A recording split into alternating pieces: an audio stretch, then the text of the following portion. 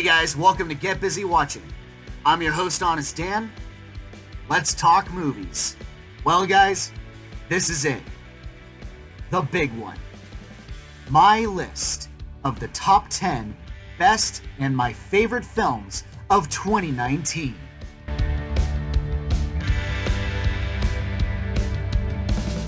Before we get to the list itself, here are some runner-ups.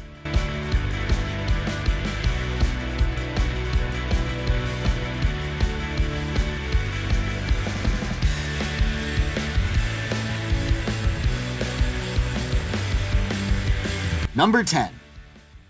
Sharing the number 10 spot is Hellboy and Serenity. Serenity is about a down-in-the-dumps fishing boat captain who is visited by an old flame who wants to hire him to find a way to low-key kill her abusive husband. Hellboy follows Hellboy on a mission to stop the return of a powerful witch who is hell-bent on taking over the world. Nope, this isn't sarcasm. I legit love these movies, but let me make something clear. I know they're god-awful. That's why I love them. In Serenity, all Matthew McConaughey does is sleep around with women, sleep naked, spout gibberish that's supposed to pass for deep philosophy. The acting, oh my god, is so serious that it almost swings right back around to become self-parody, and there's a twist. Oh my god, there's a twist in this movie that makes no goddamn sense. But it's so balls to the wall insane that I was laughing about it for weeks. And in Hellboy, yes, Guillermo del Toro made the superior films. I actually didn't like the first Hellboy that much, but Golden Army is a damn fine superhero film. But this reboot is nuts. All it is violence, gore, the blood-curdling screams of innocent people. It's unbelievable. It is so prideful of its own R rating that I gotta admire it for how shameless it is. It's a terrible movie, but it's a gloriously terrible movie. Weird stuff going on right now. Are you serious? Number 9. The Farewell. Based on a true lie, Billy's family just learned that beloved Nai is terminally ill and doesn't have much longer to live. Using the marriage of one of Billy's cousins as an excuse to visit her and grant her final days with happiness, Billy wants to attend, even though she's discouraged for doing so, believing that she'd be too emotional to respect the family's wishes. She attends anyway, struggling to keep the secret, but spending as much time with her as possible. Now it's time to get serious. Remember last year's Crazy Rich Asians? This is so much better. In more ways than one, too. Awkwafina is the best part of this movie, as opposed to the most annoying in Rich Asians. And this movie actually outdid Avengers Endgame in one very specific way. In an article by Forbes, it stated, Lulu Wang's indie darling has bested the latest Marvel blockbuster in one category.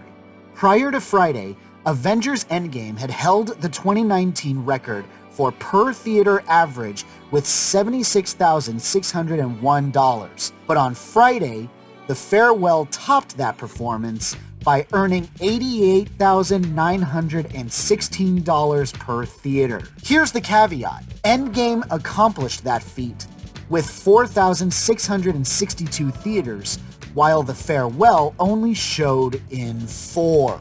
That's insane. So give this movie some serious credit.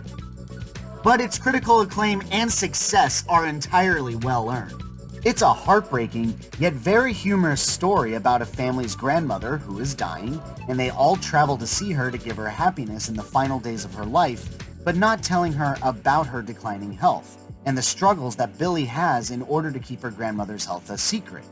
It's so amazingly charming. It's everything that a good dramedy needs to be, and I encourage everyone to check this out. 好多了，好多了，好多了，再来点气儿，再来点气儿。Number 8. Midsommar.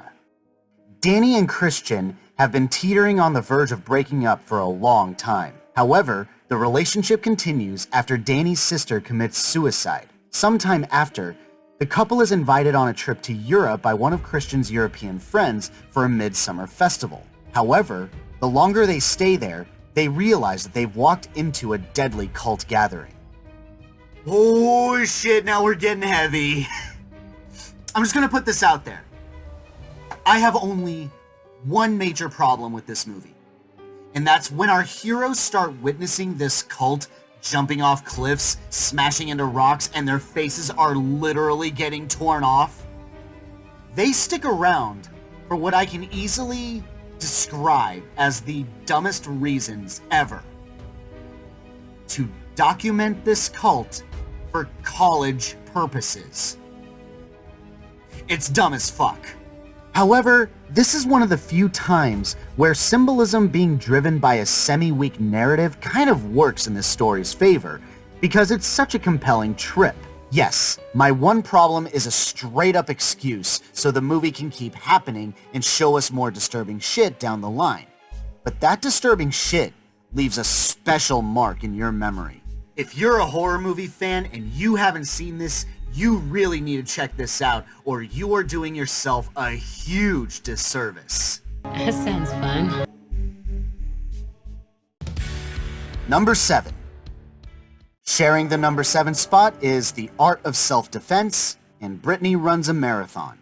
In Self-Defense, Casey is a timid guy who was assaulted randomly on the streets one night. Having had enough of being an easy target for those stronger than him, he immediately sets out for the nearest karate dojo to be stronger. Taken under the wing of his silent but intimidating sensei, he learns to develop confidence.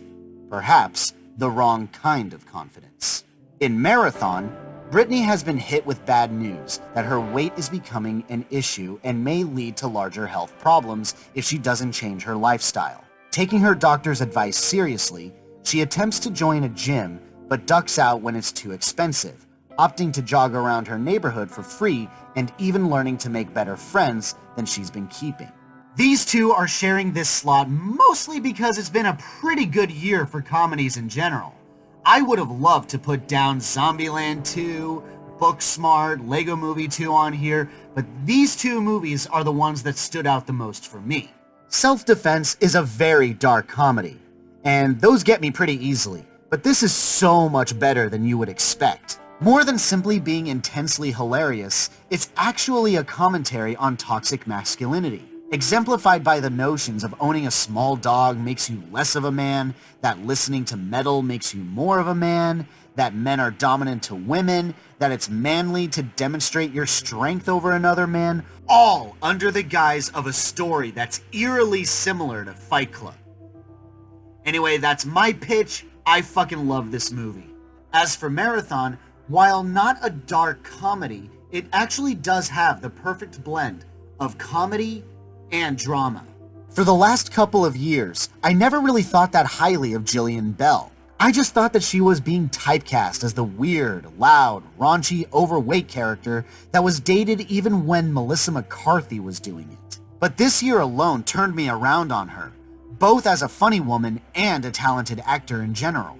The start of it was the indie film Sword of Trust, but Marathon sealed the deal. Belle is hilarious, but more importantly, I feel like half this movie isn't even her acting. It's her tapping into something personal, because from the beginning of the story to the end of it, she legit lost weight during filming, and it's truly inspiring to see. I mean, just looking at the trivia page on IMDb alone, it sounds like the making of this movie is just as interesting as the movie itself. This is the first non-documentary film that was allowed to film the New York City Marathon.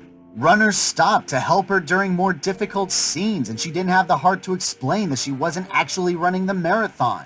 Belle's performance was so dialed in that neighboring runners didn't know she was acting, rallied around her to keep her going.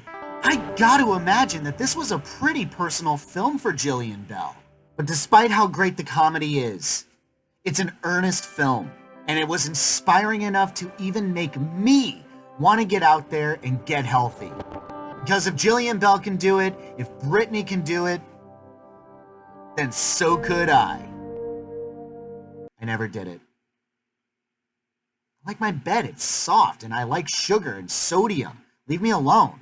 Anyway, it's a great film. It's on Amazon Prime. Check it out when you can. Drinks on me for this side of the room. You came to the right place. Number 6. Fighting with My Family. Based on true events, the story follows the humble beginnings and eventual rise of Soraya Knight, who would later become famed female wrestler Paige. Yup, this is a twofer with Florence Pugh. This is probably the oldest addition to my list, to be honest. Because ever since it came out, I've been saying it. I want this to be on my top 10 list by the end of the year. Here we are. It's a true testament to a movie when you can still picture it scene by scene several months later and be entertained by the mere memory of it. It's an endearing story about a family of wrestlers, how this pair of siblings who dream of being wrestlers in the WWE, but only one of them gets a real shot at it. It's a well-told character study of the weight when you realize that you don't have what it takes, and the unintended blame on the other sibling. But at the same time, when you're gifted with the golden opportunity to achieve your dreams, then you almost owe it to yourself to see it through, regardless of who is jealous of your progress. It's fun, it's witty, dramatic, heartbreaking, but in its own special way, inspirational and uplifting. Perhaps a bit of false advertising, as Dwayne "The Rock" Johnson is barely in the movie, but honestly that works to its advantage, as I don't really like Dwayne Johnson all that much. But I'll tell you who really steals the show in terms of support: Vince Vaughn. I don't know what this guy is doing, but he's really turned his career around, and I love it. You don't see him often, but when you do, he's great. If you haven't seen this, I'm fully endorsing it, whether you're a fan of wrestling or not. But don't worry about being the next me. Be the first you. So we're about to hit my top 5, and I kind of want to make a thing out of it. So, here's some additional runner-ups. I'll be right back.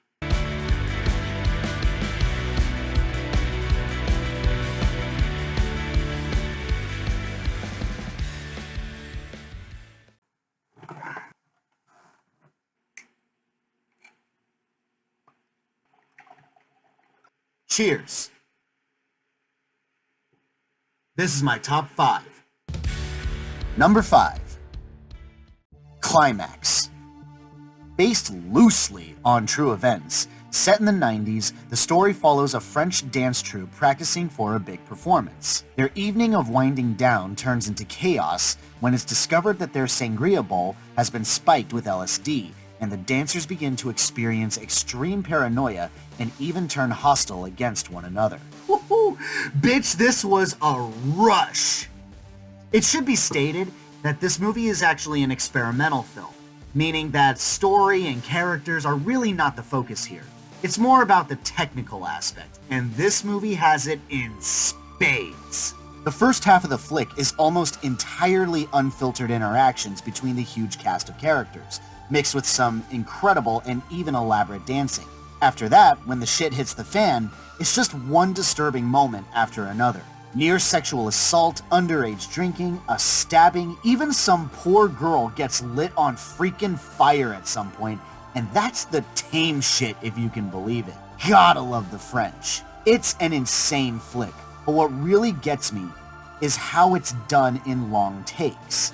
All we do is follow specific characters with very few takes when it counts. It's a huge trip with everyone freaking out, wacky colors, and that fascinating descent into madness. The commitment of the actors, the twisted atmosphere, it's an incredible experience. But not for the faint of heart. Still, if you like your psychological horror, you like great dancing, then honestly it might be worth checking out. It's on Amazon Prime if you've got the time. That rhyme was not intended. Ce qui ne me tue pas me rend plus forte. Number 4. 1917. Set in World War I, Lance Corporals Schofield and Blake have been tasked by Army Command to deliver a message to a battalion of troops who think are about to wipe out German forces, but are actually about to walk into a trap, and have only until the next morning to prevent the catastrophic loss. There's at least one cut. Just one. I am 90% sure there is one cut in this movie. Maybe two. I counted all the possible hidden cuts, so only time will tell how right I ended up being, but this is the technical achievement of the year. I promise you, this is going to win Best Cinematography at the Oscars, and for damn good reason. Whether or not this movie was done in one take, it's incredible. Right up there with films where time is the true enemy, like Speed or High Noon.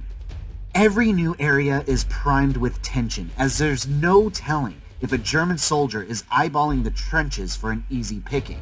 Every new set piece offers something different in terms of visuals and challenges. It's even smart enough to make a single soldier with a rifle a serious threat. In typical war films, it's an entire company of dudes with guns, but a single dude? That's rare, and works effectively.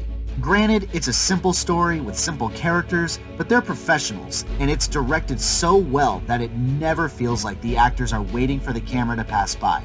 Everything feels organic to the story. Seriously, check this film out in theaters. It's so great and I adore it.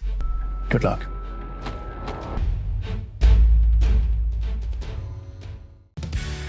Number 3. Parasite.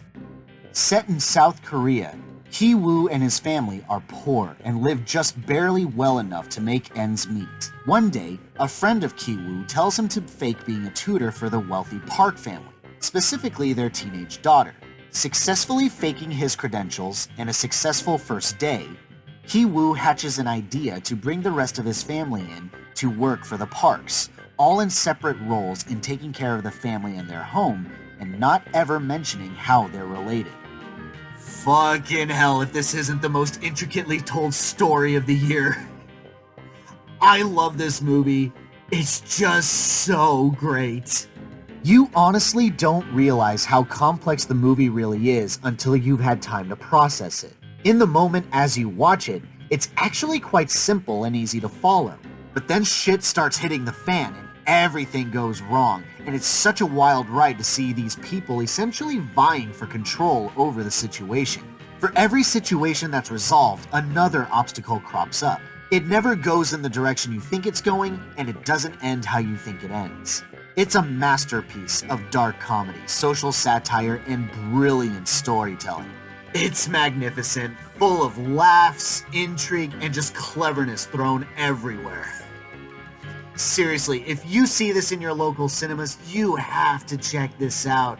It's so good. Please, you will not regret it. I'm deadly serious. Number 2. Waves.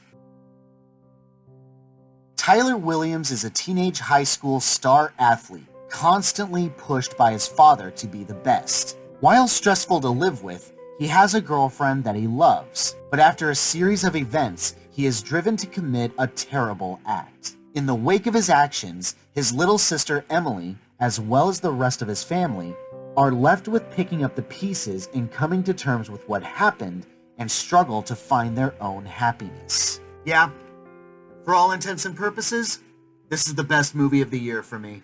It's a beautiful story that hits almost every dramatic beat that you can think of. It's depressing, yet uplifting. It's harsh, yet sincere. It's a story about having the best of intentions, but that isn't always enough to prevent awful things from happening. And while awful things can hurt a family, tear it apart, ruin marriages, it still provides a glimmer of hope that in the darkest of times, there is always a light at the end of the tunnel. All you need is patience, time, compassion, understanding, and a will to move forward. Broken isn't the end. It's an opportunity to create something new.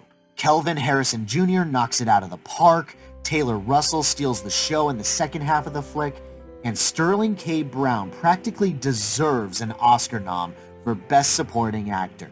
He's that good. The whole movie is that good. It's an indie film with a pretty limited release, but I have seen it in mainstream theaters. So, if there's any movie that's come out this year that is a must-see, it's gonna be Waves. Do yourself a favor and really check this out. Love is patient. Love is kind. Love is not rude. It doesn't boast. Love also forgets wrong.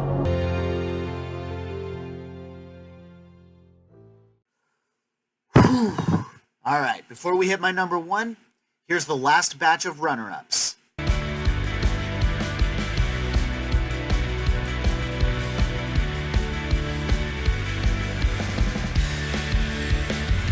And my number one favorite film of 2019 is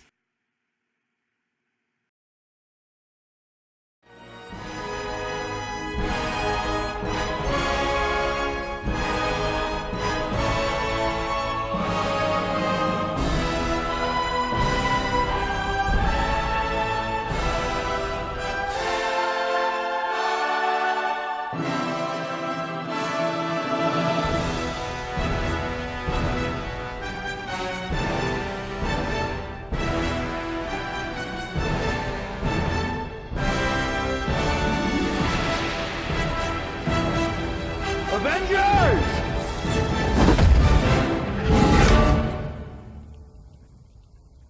Assemble.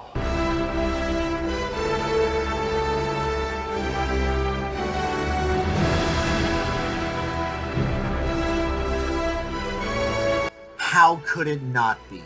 The epic conclusion of the Marvel Cinematic Universe that began with Iron Man back in 2008.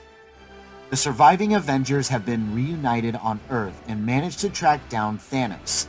Though easily catching him by surprise, he reveals that he used the Infinity Stones to destroy themselves. In a fit of rage, Thor kills him and they return home. 5 years later, the Avengers have gone their separate ways to deal with the fallout of Thanos' snap, only to be paid a visit by Scott Ant-Man Lang, who has returned from the quantum realm with news of how to undo all the damage caused by the Mad Titan. Guys, this franchise started 1 year after I graduated high school. I remember sitting in the theater with my parents. My dad thought it looked like it was fun. My mom had a crush on Robert Downey Jr. because of course she did. And all I knew of Iron Man at that time was thinking back on his old cartoon that I thought was lame.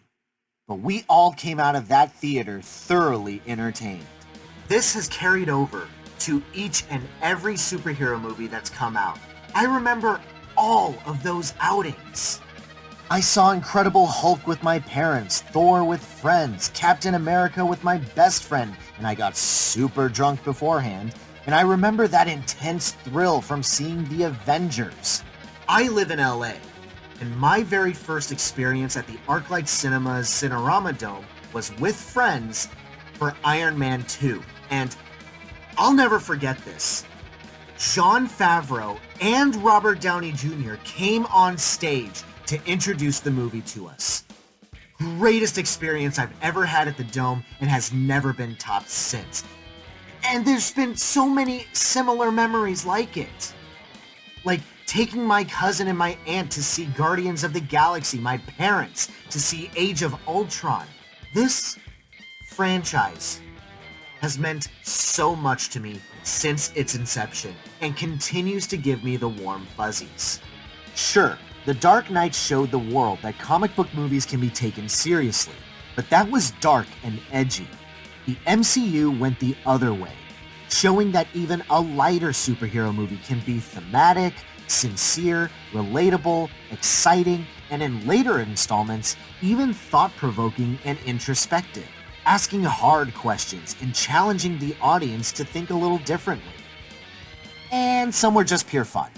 And for all of that to culminate into this movie, It was about as perfect as I could have asked for.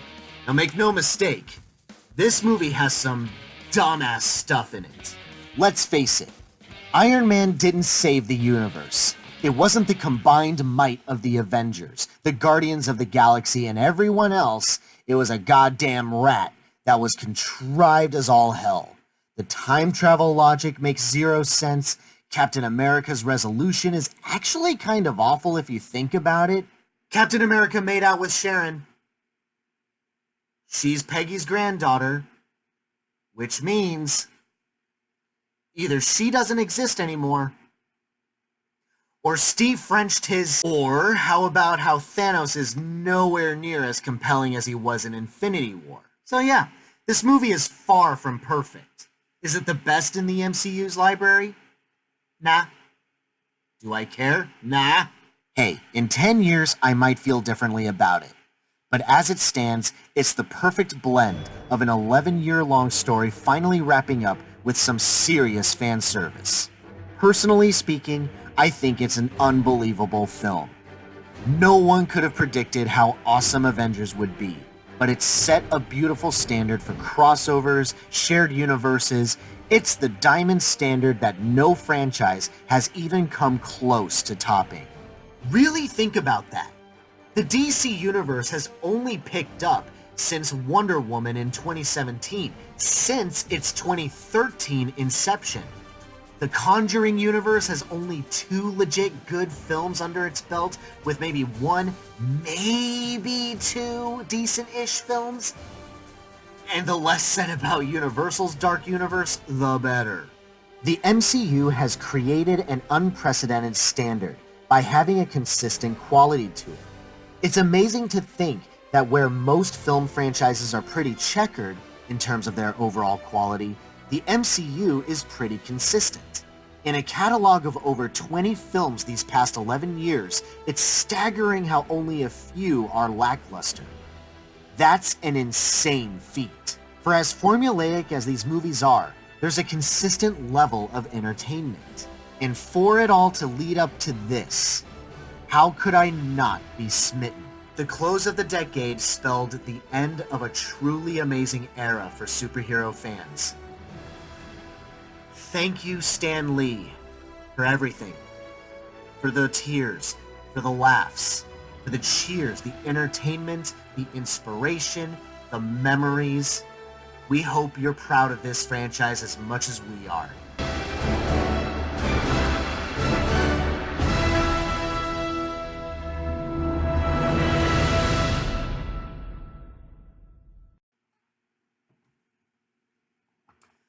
Well, that's all she wrote.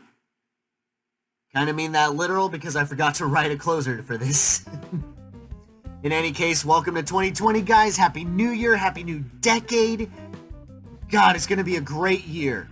Thanks so much for watching, you guys. I really appreciate it. Have a great day. Hope to see you soon.